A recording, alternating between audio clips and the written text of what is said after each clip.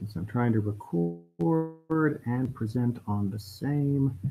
There's going to be that little annoying beginning, but now we are hopefully going to be up, running, and doing Pesach. Okay. Oof.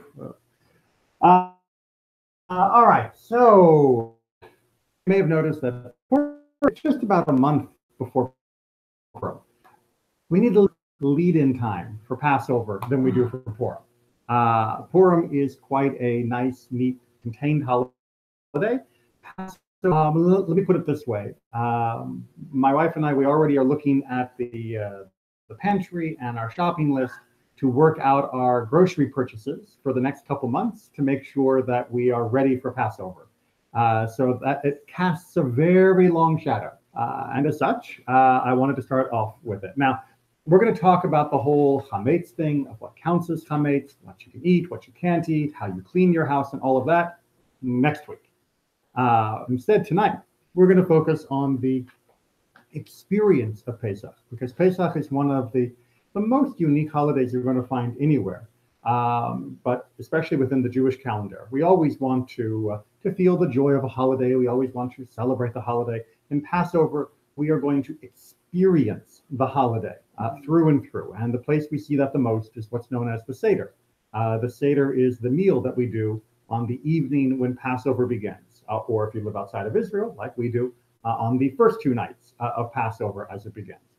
So, with that as an introduction, let's get down to work. Why are we doing Pesach at all? Well, always good to go back to the Torah and see what the Torah says. Speak to the whole community of Israel and say that on the 10th of this month, each of them shall take a lamb to a family, a lamb to a household. So you can see already back in Egypt, which is when this is taking place, we were already getting ready days before the actual holiday. Watch over it until the 14th day of this month, and all the assembled congregation of the Israelites shall slaughter it at twilight. So we take this lamb, we get it ready. There's more in the little ... talking about it being a perfect lamb, no blemishes, that kind of stuff. We watch over it. Daytime, when Passover is going to be that night, we get the lamb and we slaughter. We talked about all of the slaughtering stuff before, so you guys know what we're talking about. They shall take some of the blood. This was a unique moment. And put it on the doorposts and lintel of the houses in which they are to eat it. So they would actually put the blood around the edges of the door. We do not do that these days, but that was done for the first Passover when we were experiencing the plagues and the miracles of the Exodus. They shall eat the flesh that same night. They shall eat it roasted over fire with unleavened bread, or as I'm going to call it most of tonight, matzah. Matzah is bread that has not risen. It doesn't have the poofiness in it, with bitter herbs, or also as we call them in Hebrew, maror, bitter herbs. We'll be saying a lot more about that later on. Do not eat any of it raw or cooked in any way with water, but roast it, head, legs, entrails, over the fire. That was a very particular requirement. There are many more details of exactly how to cook the Passover lamb. When it was offered as a sacrifice, we do not offer the sacrifice, as the temple is not standing, the altar is not there. And so it's good to know what was done, but you don't need to worry about actually doing it. So it's important to remember that this was a very special way to eat. There was a unique restriction on how that meat was prepared. And as you notice, you don't leave any of it over until morning. If any of it is left over until morning, you shall burn it. So the Passover sacrifice was only for Passover night. It was not into Tupperware and keep in the fridge for the next week. You eat it and you're done. And this is how you eat it, with your loins girded, which is just useless English. Loins girded is back in the day when people would wear tunics, which were sort of like long roby type things. That was the standard way to wear. But I don't know for the men here or for the women, if you've ever tried to run in a dress, it's not exactly easy, right? As you go to run, your legs are hitting the cloth and it bunches up and it flops and can trip you. Eating with your loins girded basically meant you took your robe and you were pulling it up and tying it so that it was making almost like pants, like we might wear now. Still a robe, But this way, if you needed to move, hurry, it wasn't going to be flapping around in your legs. So this was the style that you would wear your robe when you knew you were about to do something active. And so usually at home, when you're eating dinner, you don't sit like that. Usually at home, when you're eating dinner, your robe is loose and relaxed because you're not going anywhere. You're having dinner. For this, we needed to eat on the edge of our seat because at any moment we knew Pharaoh could say it's time to go and we would be out of there. So there was a whole different atmosphere to this meal for our ancestors in that first night. And that's something that we try to recapture in our Seder nowadays as well. Same thing, sandals on your feet. Most people didn't wear their shoes at home. And staff in your hand, your staff ready to go right there at hand, and you shall eat it hurriedly. So you don't just sit there. You got to eat it because you are ready to go. It is a Passover offering to the Lord. Make sense? Good. So that was the first Seder, which, as you'll notice, took place before we left Egypt. But after we leave, now we're in chapter 13, God tells us that what we did before we left, we're going to be repeating that in a special way all the time, forever, every year. And 7 days we'll eat unleavened bread, matzah. And on the seventh day, there will be a festival to the Lord. That means the last day of the Passover holiday, which is a week long, is also a special day. No work, and we do services and Torah reading and all of that. But throughout that 7 day period, you shall, no unleavened bread shall be eaten. You eat matzah, and no leavened bread shall be found with you, and no leaven shall be found in your territory, meaning the area that you're in control of. What that means is we're going to talk about next week. But for now, just understand that this means that for a week, we do not eat regular bread. We don't eat regular rolls. We don't eat regular cereal and all the other things that we're used to eating. That's the main part of our diet. At least it was until people decided that gluten was bad. But for most of human history, this was the main part of what we ate. And for a week, you wouldn't eat it the way you would normally eat it. You would only eat it if it was matzah, if it was quickly cooked after the flour and water mix. Again, we'll talk about that a lot more next week because you got to know how to make it in order to know how to avoid it. And you shall explain to your son on that day, or children on that day, it is because of what the Lord did for me when I went free from Egypt. So we've already seen now a new introduction, because this is going forward in the future, that we're going to eat the matzah just like we did when we left, even though now we're not leaving, even though it's now a year later. And we're going to remember and explain what we did, and we're explaining why we're doing it. But notice the language that would work for the first generation, that this is what God did for me. But for after 50 years, after 100 years, there was nobody left who remembered the Exodus. But we are still trying to tell it because God saved me. Talk about that more when we get through the rest of the Seder. But that is a very important point that the Torah is already making, is that we should always feel like we were the ones who were taken out of Egypt. And this shall serve, meaning the holiday and the Seder and the telling and what we're eating and not eating. This will be a sign on your hand and as a reminder on your forehead. If that sounds familiar, that's because those are the same language that's used for tefillin, right? So the holiday of Passover will be as bright and permanent a reminder as the tefillin are, in order that the teaching of the Lord, the Torah, may be in your mouth, that with a mighty hand the Lord freed you from Egypt. And you shall keep this institution, this holiday, at its set time from year to year. By the way, that set time from year to year is one of the reasons why our calendar is so crazy. Because we need to observe Passover at the same time of year every year. And if we didn't have all of the complicated calendar calculations with leap years and all of that, Passover would just drift. And we'd be having winter Passovers and autumn Passovers and summer Passover. No, it's got to be in spring. And so we have to keep our calendar a little crazy to make sure the Passover stays where it needs to stay. Good? Good.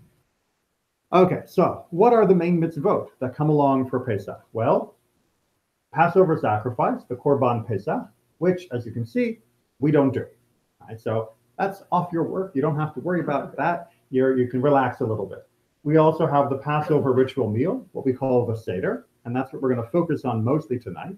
The eating of the matzah and maror, which are part of the Seder. That's the unleavened bread and the bitter herbs. And the removal of chametz, the leavening, not eating any chametz. And that next week. Okay? Just want to make sure you got our outline. So what do we do for the Seder? Well, for the Seder, we are lucky. We have a Haggadah. The Haggadah is a book or booklet that gives us all the instructions to go through.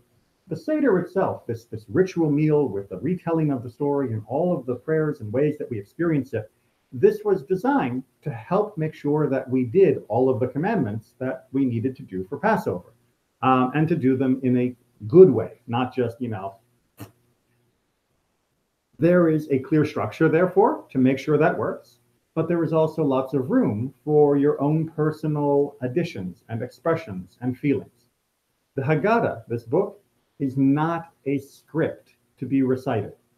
Right? If you sit down at the beginning of your Seder and you go to page 1 of your Haggadah and you just read through until you get to the end of the Haggadah and you have not said anything else except the words in the Haggadah, you have failed.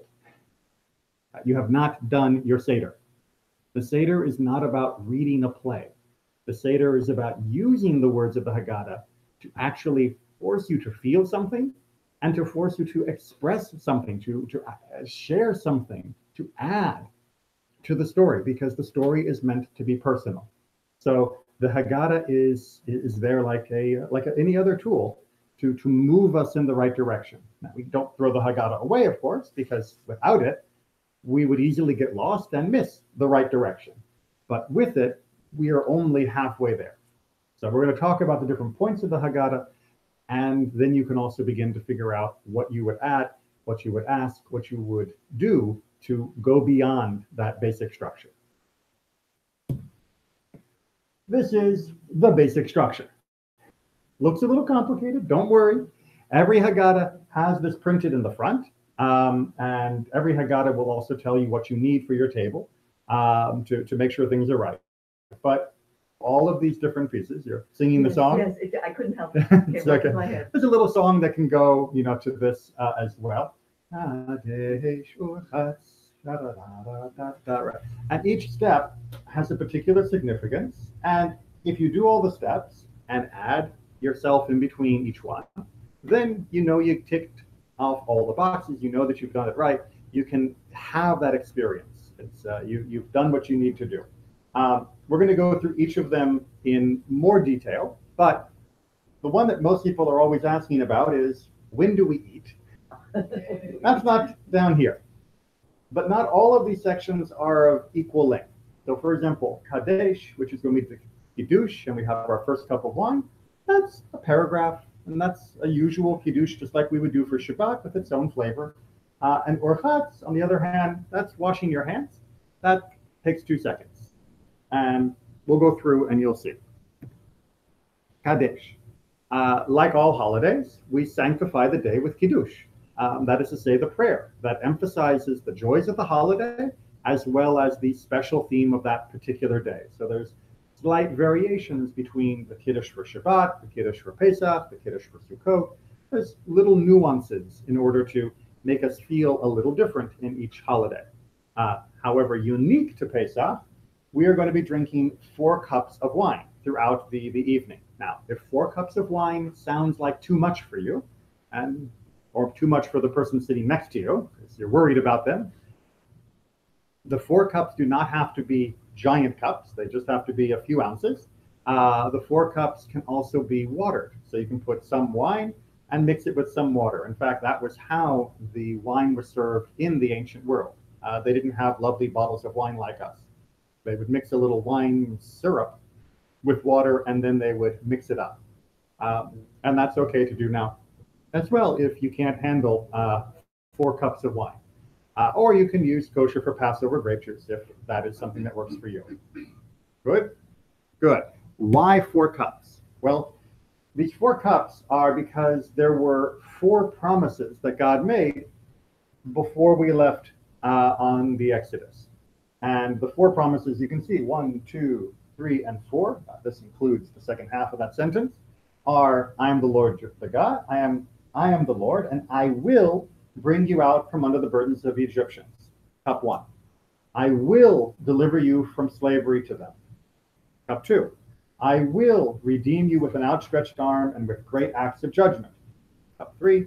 I will take you to be my people, and I will be your God, and you shall know that I am the Lord your God, who has brought you out from under the burdens of the Egyptians.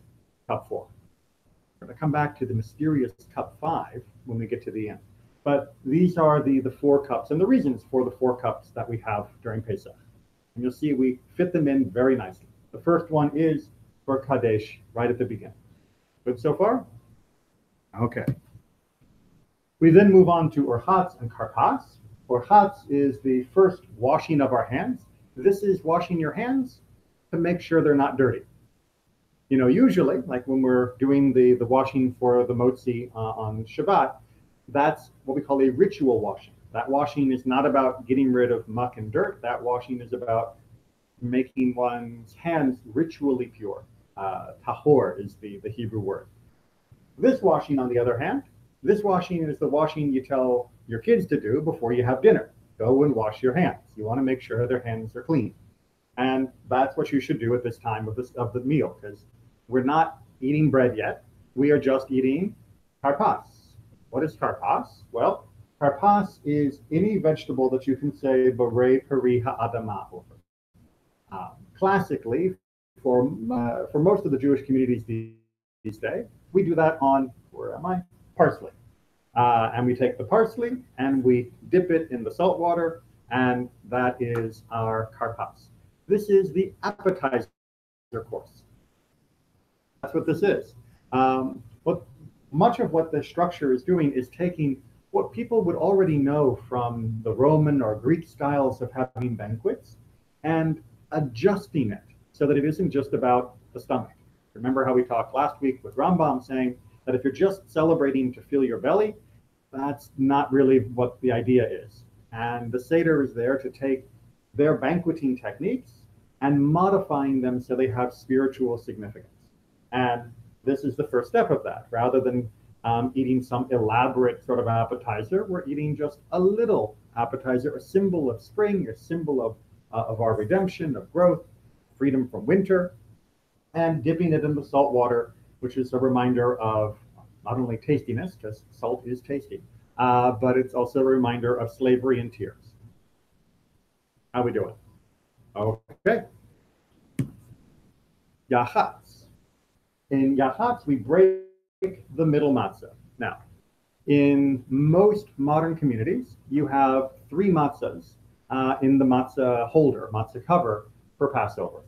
At this point, we take the middle one out, we break it in half, we take the larger piece and we set it aside, and that's going to be our afikomen. The afikomen is going to become our dessert at the end of the meal. And matzah for dessert, there's a reason. But that's set to one side. We'll come back to that when we get to its main event later on. Now, why do we have a middle matzah? Well, in the ancient world, actually, people would have only 2 matzahs. 2 matzahs is the same as like the 2 loaves of bread that we have for challah on Shabbat, or that we have for other occasions, which reminds us of the double portion of manna that God gave us. And when we break one of them in the ancient world, we would go from 2 to 1.5. This was the symbolism of reminding ourselves of our slavery, of our poverty, that we used to live with less until God took us out. However, during the early Middle Ages, many communities said, but if I have less, I'm not going to feel as happy on the holiday. So I'll add another sheet, another piece of matzah, to make up for what's being diminished. So now we end up with 2.5 pieces of matzah rather than 1.5. Following that logic? Okay. There are some communities that still only use 2 to start and go down to 1.5, but the vast majority do 3 down to 2.5. Magid. This is the main event, right? The Magid is the retelling of the story of the Passover, Exodus. And it begins with this phrase, in the Mishnah, it tells us, they pour a second cup. We're on number 2.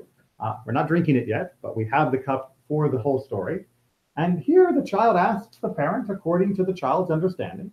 And the parent teaches, beginning with shame, concluding with praise, not the child's shame and praise, but beginning with the shame of our people and ending with the praise of God. Interpreting from Arami Oved Avi, which is read as being, my father was a wandering Aramean, or an Aramean tried to destroy my father. Long debate on that passage, until he finishes the entire passage. This passage, as we're going to see, is from Deuteronomy, is the passage that would be recited when a person would bring the first fruits to the altar of Jerusalem. And what the rabbis have done is said, that little synopsis, rather than all the chapters of the book of Exodus, that little paragraph, if you read it carefully, which we're going to do, you can get all of the details of the Exodus. And it's a lot easier to remember that one little passage rather than the whole story of Exodus where you might leave things out. So that's the basic structure. But we have details. So first of all, the first thing you're going to see is, as we begin the story, is we hold up the matzah and we say, this is the bread of affliction that our fathers ate in the land of Egypt. Whoever is hungry, let him come and eat. Whoever is in need, let him come and conduct the Seder of Passover. This year we are here, next year in the land of Israel. This year we are slaves, next year we will be free people. This is what we've been saying for 2,000 plus years. And the idea is that as we have experienced slavery and poverty, we know that other people are in need, and so we invite them to our Seders. That's why there's almost always a guest at everybody's Seder. At least you should always try to have somebody extra there. And that even though we may feel free, at this Passover Seder, we feel, again, the feel of slavery. For most of our history, it wasn't very hard to imagine being a slave because our lives were not always so easy, and we were still yearning for being free. And of course, the yearning for being in the land of Israel still continues, whether it be here, and we hope to go to Israel for Passover next year, or whether we're in Israel and hope to be able to still be in Israel for Passover the following year. And then we start with the 4 questions. One of the things that's most famous because we drill it into our youngest kids and make them sing it at the Seder because it's so cute to watch them try and sing all of this complicated Hebrew. The basic structure of it is, why is this night different from all other nights? And we're fulfilling what we just had, which was the child asks the parent. And according to the child's understanding, the parent teaches. So because not all kids know how to ask questions, we give them some prepared questions so that they can begin to ask, begin to get some questions on the table for us to talk about. And what happens is the child begins to ask or talk about things that are different on Passover from all the other days and other holidays. And those differences are meant to make us ask questions. You've probably noticed in Judaism, we like questions. Questions mean you're paying attention. Questions mean you care. And we teach this from a very early age. So in our current Haggadah, it says, on all other nights, we eat both chametz and matzah. We eat fluffy bread or we eat flat bread, whatever you feel like. On this night, we eat only matzah. On all other nights, we eat many vegetables. On this night, we specifically make sure we eat maror, bitter herbs. On all other nights, we do not dip vegetables even once. On this night, we dip twice. On all other nights, some eat sitting and others reclining. On this night, we are all reclining. And that means that when we, in particular, are drinking from the cups of wine, we do so reclining in our chairs.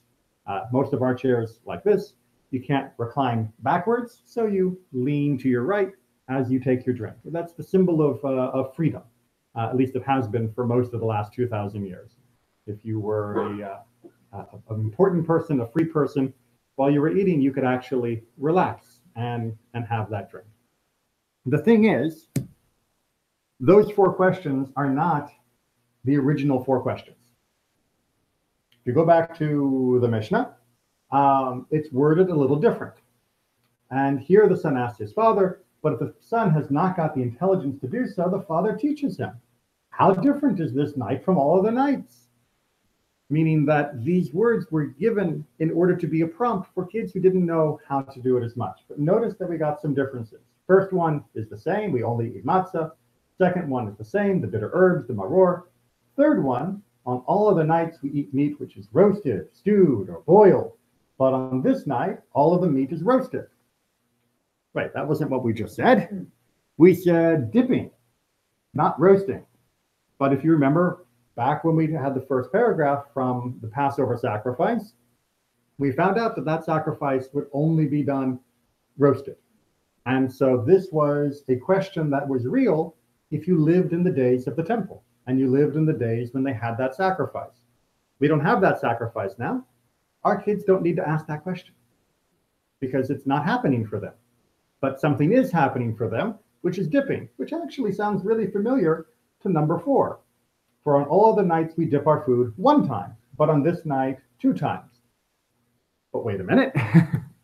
We said we dip not at all. We don't even dip once. And on night we dip twice. Why? Because in the days of the Mishnah, there was always dipping, at least 1 dip for the meal. That was a standard meal serving style. If you've ever been to an Israeli restaurant, or if you've ever been to any Middle Eastern type food place, dipping of food, like pita and the hummus, that's what you do. But for our kids nowadays, for all of us nowadays, we don't eat most of our meals dippy. We eat meals with knife and fork and that kind of thing. So we had to adjust the question to fit the modern form of the meal. The whole point is making it relevant to the kids. Again, not a script. It is supposed to be things that they will actually experience, so then they understand why. In the Yerushalmi, which was the earlier Talmud before the Bavli, the Babylonian Talmud was written, there were only 3 questions. You'll notice they don't mention the reclining at all, and they don't have any other replacement for that in the structure, because things were, again, different in their community. So we see the idea of the 4 questions isn't that it has to be these magic 4. It's help people without their own questions to have some relevant questions, and hopefully everyone else will also begin to ask, which is why, okay, well, we'll get there in a second. Forget my segue. We answer the questions. Why are we eating this matzah? Why are we eating bitter herbs? Why are we dipping twice? Why are we reclining? Or why are we roasting? Or whatever the questions were that the kid is asking. The basic answer is given quickly so that the child, if they're not able to listen to the long answer, will have some understanding. And the answer is very straightforward. We were slaves to Pharaoh in Egypt. And the Lord our God took us out from there with a strong hand and an outstretched arm. And if the Holy One, blessed be he, had not taken our fathers out of Egypt, then we, our children, our children's children, would have remained enslaved to Pharaoh in Egypt.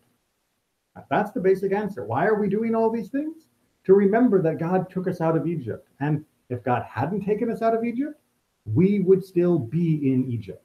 Our freedom was not inevitable. It was a miracle. And that's what we keep trying to remind ourselves throughout the Seder. Therefore, I lost my place. Even if all of us were wise, all of us understanding, all of us knowing the Torah, we would still be obligated to discuss the Exodus from Egypt. I don't care how smart you are. I don't care how wise you are. When Passover comes around, you still have to discuss it and learn it and feel it and experience it. And everyone who discusses the Exodus from Egypt at length is praiseworthy. So the longer you talk about it, the better. Right? Don't just do it. God saved us. Let's eat. Stretch it out. Detail. Detail.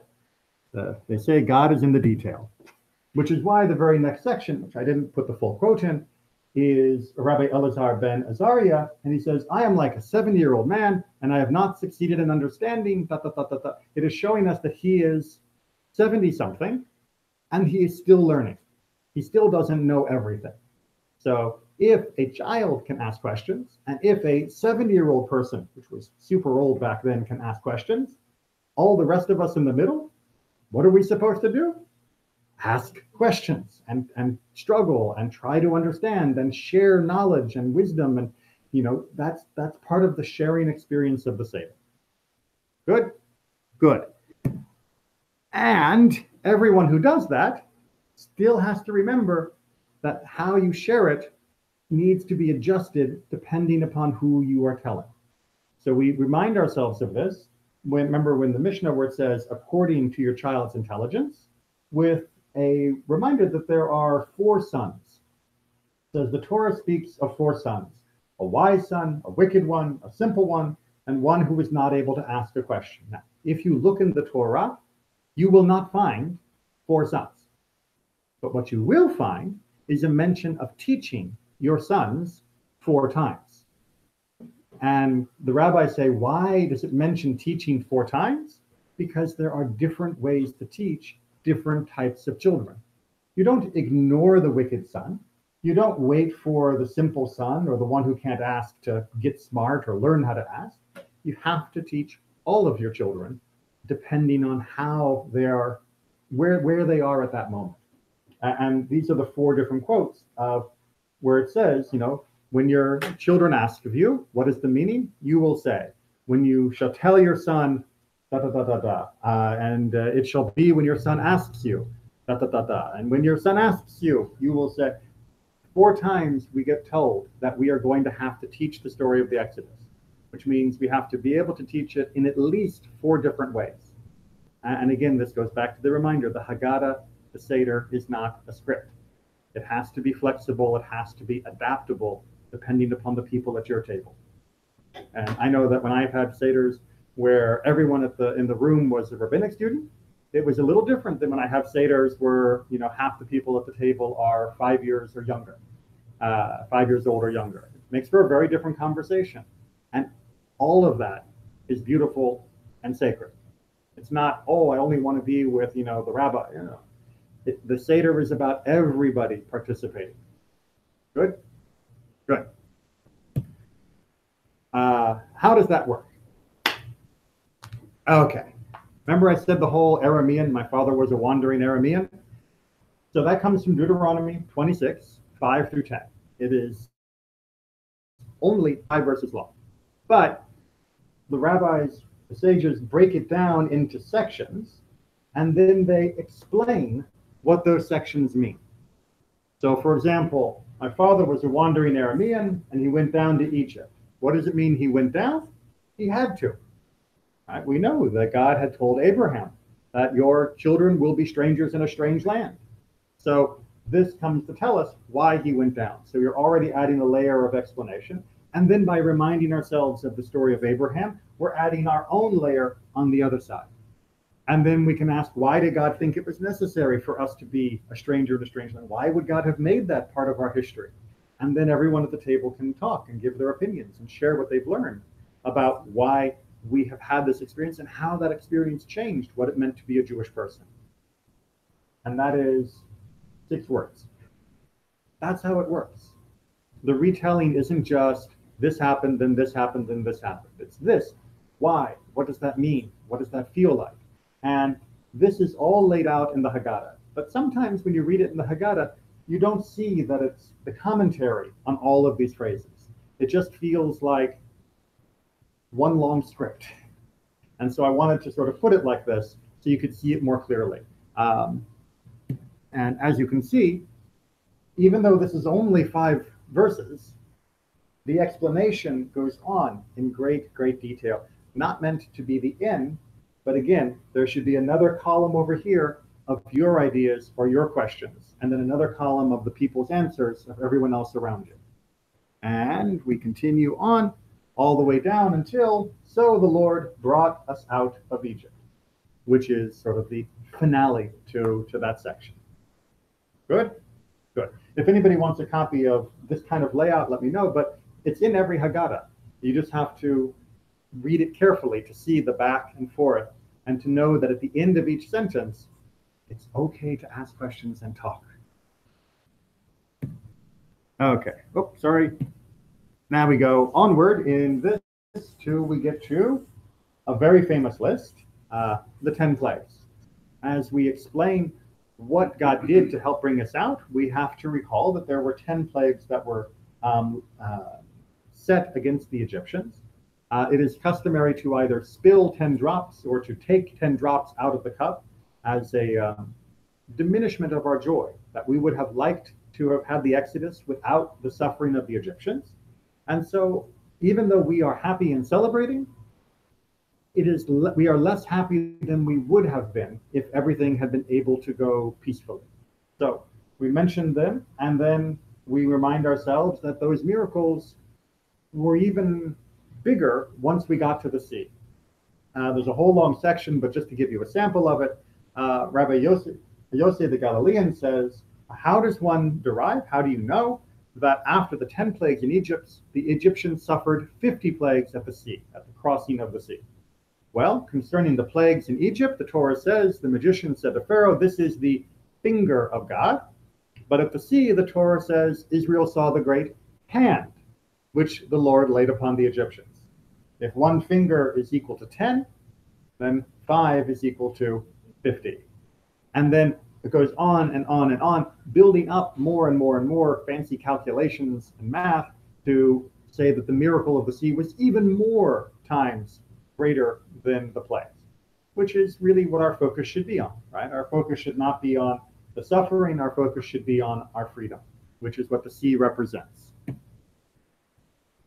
But we do say God has bestowed so many favors upon us that had he brought us out of Egypt and not executed judgments against the Egyptians, it would have been enough, or as it's very famously said, Dayenu.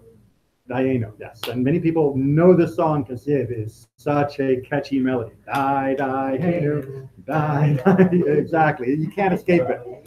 But many people misunderstand what it means because, in a sense, that sentence makes no sense, right? If God had taken us out of Egypt but not executed judgment, well, the Egyptians would have come right up against us afterwards.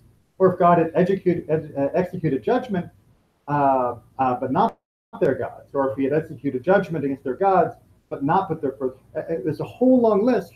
And actually, it would have felt incomplete. What Dayenu means isn't we would have been perfectly fine, safe, and happy. What Dayenu means is even if we had only gotten one thing, it would have been enough for us to thank God. It would have been enough for us to recognize God, to be able to say, this is a miracle. Even if we didn't have the next step, the first step or the second step would have been enough for us to say, this is amazing. Dayenu. That's what Dayenu means. It doesn't mean we would have been satisfied and happy and no problems. It would have meant we could have had a holiday just for the first thing. But how much more happy should we be that we should be grateful to God for the numerous favors that he has bestowed upon us? Because God didn't stop with just one. God kept doing more and more and more for us. Which is going to then say, so how do we possibly do what we need to do? Right? If God has done so much for us, all of these things, any one of which would have been enough for us to have a holiday, if God had done hundreds and hundreds and hundreds of acts of joy and miracles for us, like, 10 becoming 50 and all of that, how do we ever fulfill our duty? How can we ever say thank you enough? How do we ever capture that whole idea of Passover? Rabban Gamliel says, okay, there's a minimum. Anyone who has not discussed these three things on Passover has not fulfilled his duty, which means if you have discussed them, you have done your duty. 1, the Pesach, the Passover offering. 2, matzah, the unleavened bread. And maror, the bitter herbs. And then there's a little paragraph for each one in the Haggadah. And that's a way to help bring us back down to earth, that we don't have to be overwhelmed by all the things that God has done and all the miracles, that we can bring it to a short list so that it is humanly possible to say thank you. But it still has to be personalized. And so the section finishes up by telling us in every generation, it is a man's duty to regard himself as though he had personally come out of Egypt. As it is written, you shall tell your son, this is on account of what the Lord did for me when I came out of Egypt. It was not only our fathers whom the Holy One redeemed from slavery, we too were redeemed with them. As it is written, he took us out of there so that he might take us to the land which he had sworn to our fathers.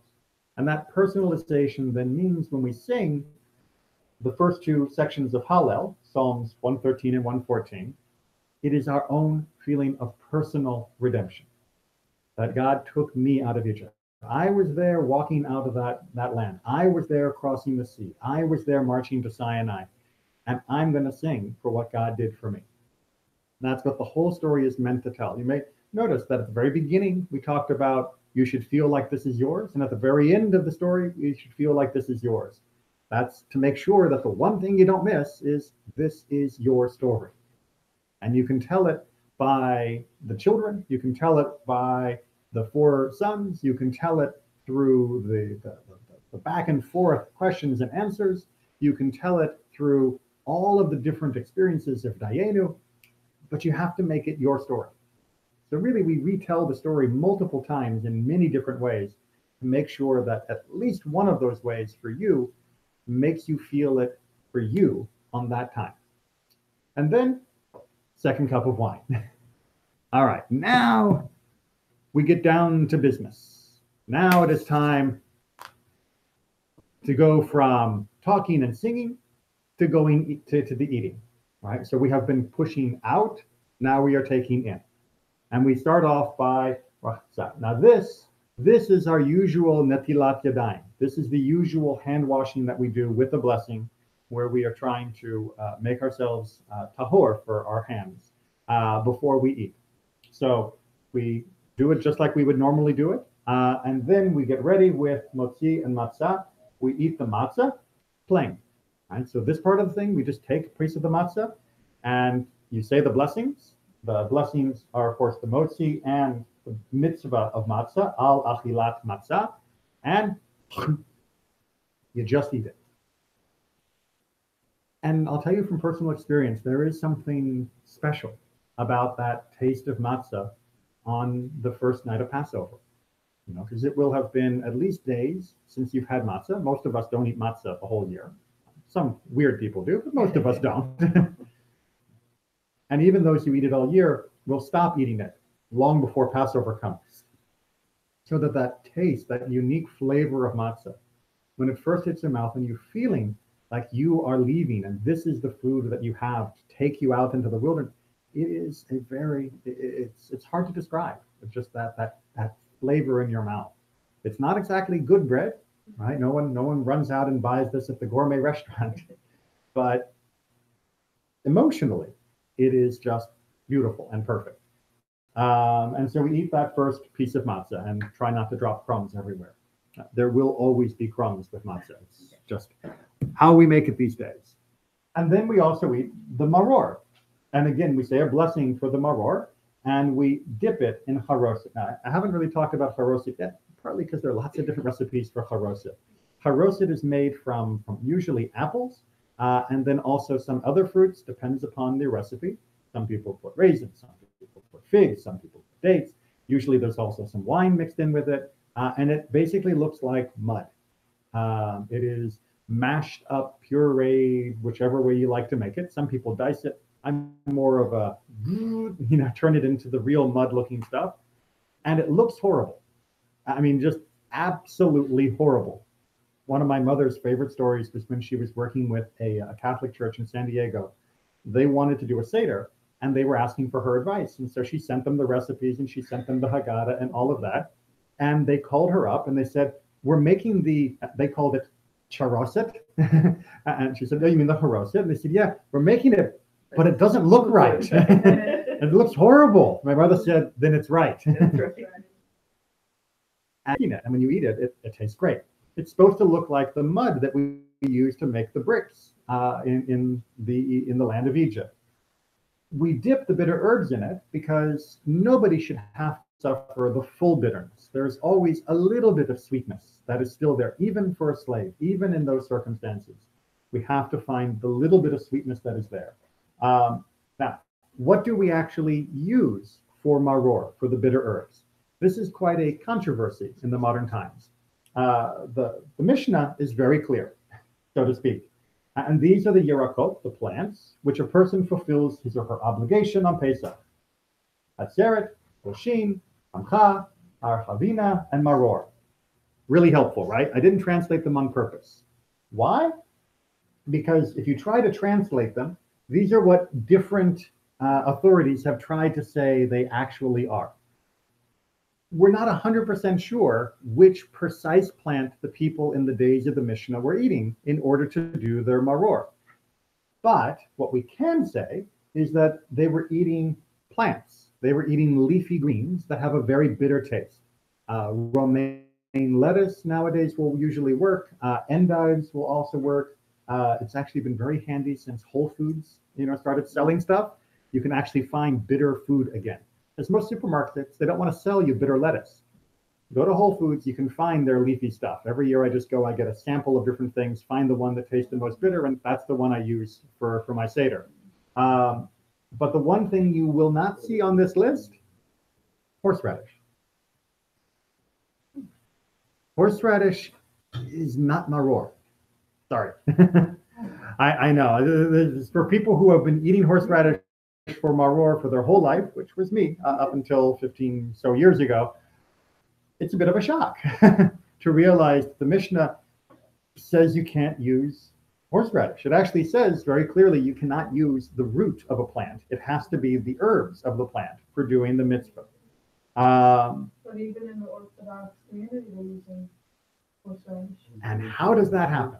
So that's a really interesting historical twist. What happens is many Jewish people end up in Eastern Europe, Russia, Lithuania, Poland, those areas, and you don't have anything green growing by the time Passover comes along. It's just too early in their season. It's too cold. There's still snow on the ground when you're having Pesach in those countries. So they had to use what they could, and what they could use was horseradish. That is to say, horseradish, the root, because it was underground, that would grow earlier. And so they would use that in order to have some feeling that was close. But the problem is horseradish is not actually bitter. Horseradish is what in Hebrew we call harif. It's a spice. It's a sharp flavor, not a bitter flavor. And bitterness is a very different emotion than suffering. So I'll see people, I grew up with people, I was one of those people that would try to put a whole bunch of horseradish on, and they put it in their mouth, and they're like, right? And really, yeah, and you're trying to be all macho about it and everything, and your nose is running and your eyes are watering. And that's good. I mean, I actually like the taste of horseradish on other things, but that's not bitterness, right? Bitterness is not about being tough enough to go through with it.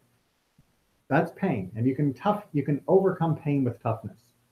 Bitterness, if you've ever eaten something that was truly bitter, like if you bit into a pill that the doctor gave you, and so it all broke up in your mouth. You guys ever done that? I like chewed up a pill you weren't supposed to chew or something, and the flavor gets into your mouth, and it just ruins everything. I mean, you can't get it out, and you feel so miserable, and you can't escape it. That's maror. That's mar. That's bitterness, and it's a very different experience than the experience of horseradish. So try to find your bitterest green, and you will have a very different experience for your Seder. I will say, however, for those who are used to horseradish, we always have horseradish on the table to go with the gefilte fish and everything else. But for the mitzvah, get something green. All right, we're going to skip the second part here about maror. It goes into more detail. Almost to dinner. Now you know why people ask, when do we eat? So we do korech.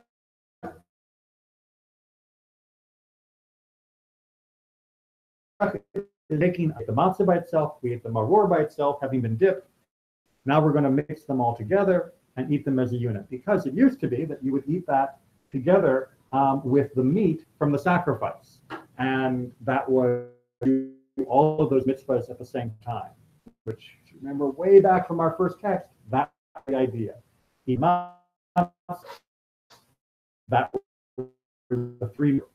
Nowadays, we don't have the meat, but we do have the rest, so we at least remember what we have, and we also remember what we're missing. by putting this all together. And then, yay, that is not the end of the Seder.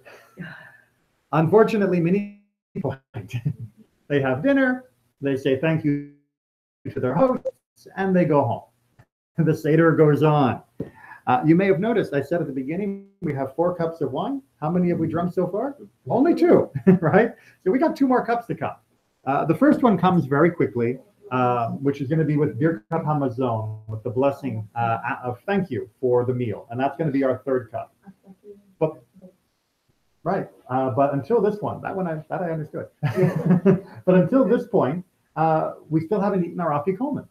So the afikomen has to be eaten. And that becomes our final taste in our mouth for the night. We still will drink the cups of wine, but after you have the afikomen, you don't serve another dessert. You don't have other nibbles on the table anymore.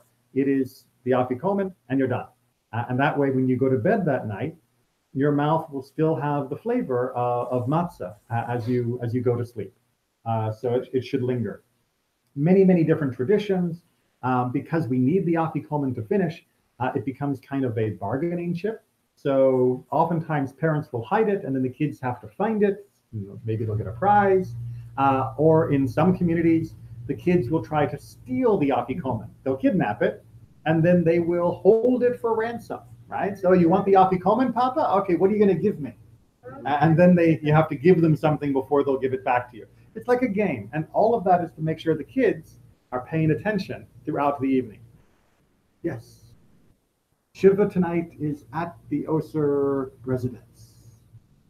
They changed it late yesterday. Sorry. So all of this is about keeping the kids focused, keeping the kids watching. Where's the afikomen? What's dad doing? What's mom doing? Are they passing it secretly under the table? Or, can we get in there and get it? We keep the kids engaged. It's just good teaching techniques. And like I said, then after that, we do the Birkat Hamazon. We do that final blessing. And that was our 3rd cup, yes. And then we do the rest of Hallel, which you'll notice our meal interrupted. We did the first 2 songs. Now we finished the rest of Hallel, which you'll also notice means we've turned our meal into a song. We have turned our dinner into part of our celebration of God. So it's not just about, yay, it's tasty. It's a religious act to be eating this meal with happiness and celebration. And by the way, during the meal, you can have more wine if you want. It's okay. You can just have wine to drink with the meal. And then we also will, depends on your family and your table, but there are many other songs that can be added to this section, not just Hallel, but lots of other ones as well. And many, many famous ones and many not so famous ones. But the singing can go on for a long, long time. But sometime before midnight, we wrap it up. We can keep going, talking and discussing and learning and singing after midnight, but we want to make sure the Seder itself is done by midnight, because that's when the redemption really began. And so with Nirtzah, we will formally say that the day is done, that the Seder is done, that we've completed everything we needed to. We will drink our 4th cup of wine. There will also be a 5th cup that is poured, and that 5th cup represents the 5th promise. Remember at the beginning we had the 4 promises, I will, I will, I will. Well, there was in the next verse another I will. I will bring you into the land which I swore to give to Abraham, Isaac, and Jacob, and I will give it to you for a possession.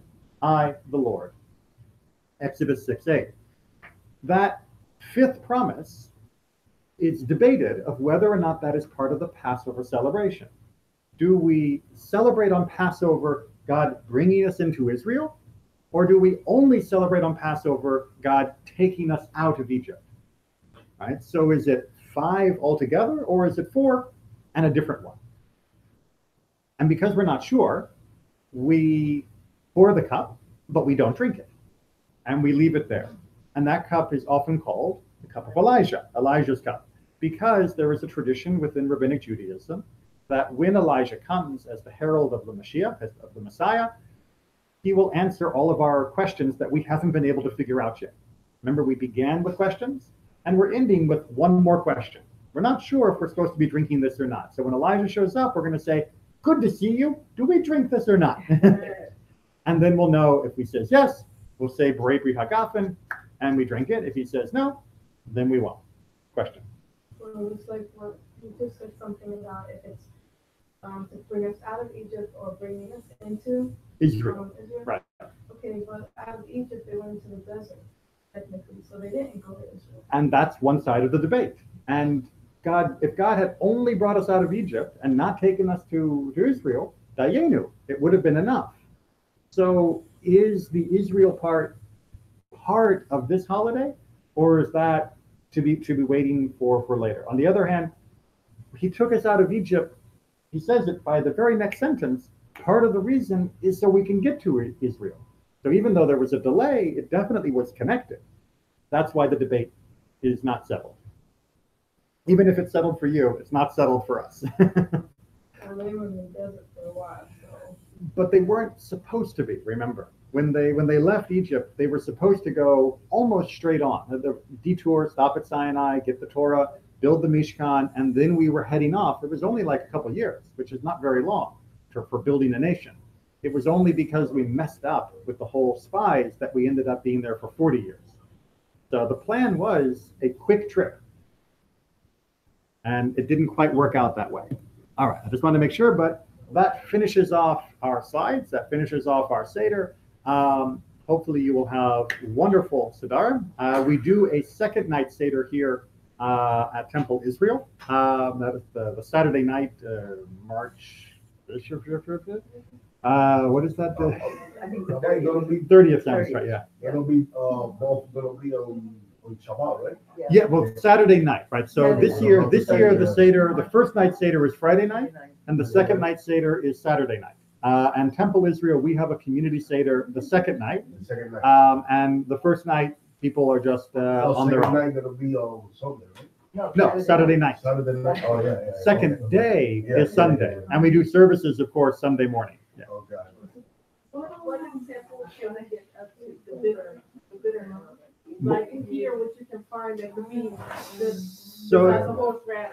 right, so if you get like a good romaine lettuce, the stem, right? Not the leafy bits, but the real like base of it, that often will be bitter. Also, if you go to like places like Whole Foods or some Publix and Winn-Dixie's will have things, they'll have things like endives, which is also a leafy kind of thing, which usually will be very bitter.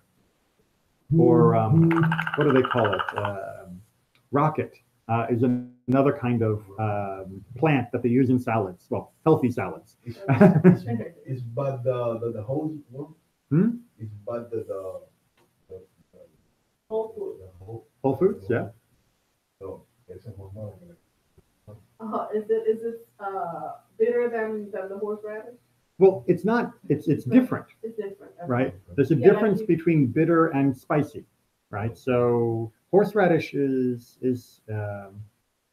sharp. It's painful. It's the whole capsaicin feeling like salsa and chili and all of that, like Tabasco. Bitterness is a totally different flavor. Okay. Bitterness is like I'm trying to think of an example of something bitter, like a pill that you ate by mistake, or there's every now and then you'll get a taste of something that's just, and it's not painful. It's just, you want the flavor out of your mouth. That's bitter. That's bitter. All right. If you have any specific questions on particular plants, let me know. I answer texts. If you take a picture and say, "What about this, Rabbi?"